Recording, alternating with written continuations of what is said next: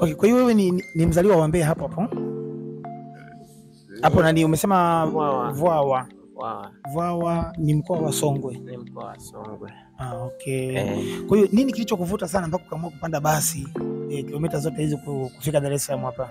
Ni baada ya kuwafuatilia sana nikaona nifike kiwandani kwao moja kwa moja ili niweze kuona na vitu vingine ambavyo nakuta labda sijaviona, ili hata ni mtu mwingine anapopata nafasi ya kuvutiwa na kile ambacho naye amekiona ni rahisi kumwambia kwamba mimi kweli nimefika pale, nimekikuta ni hiki na hiki, na kile wanachokieleza na ndivyo kilivyo na ndio huduma wanazozitoa. Lakini mabati yetu umeyaonaje? Mabati yenu ni mazuri, nimeyapenda na imani sina shaka yoyote. Okay, tunashukuru sana bwana. Umesema nani? Rashidi.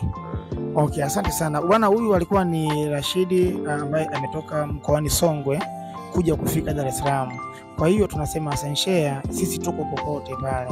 Cha msingi ni kwamba unaweza ukaingia channel yetu ya Sunshare TV, utaweza kusubscribe pale, utakuwa unapata taarifa zote. Kwa hiyo kwa watu wa Mbeya na Songwe, sasa huyu atakuwa ni balozi wetu huko. Kwa hiyo mteja yote ambaye utatupigia simu kuanzia sasa, huyu bwana atakapokuwa huko, manake sisi tutakuelekeza ama tutakuunganisha naye ili aweze kuwapa taratibu zote ambazo zipo hapa kiwandani kwetu na kuhakikisha kwamba mtakuwa mnapata huduma nzuri na mabati na imani.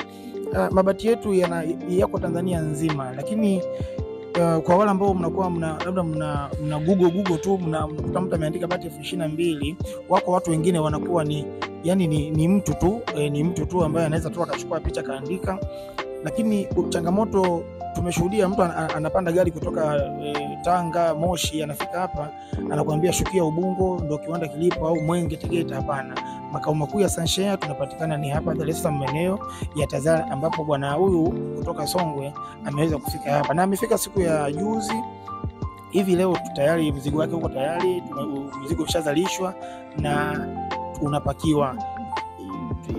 Hatujui transport anaweza kutumia muda gani kufika hapo nyumbani. Kwa bwana, tunashukuru sana kiongozi. Asante. Tunashukuru sana kiongozi.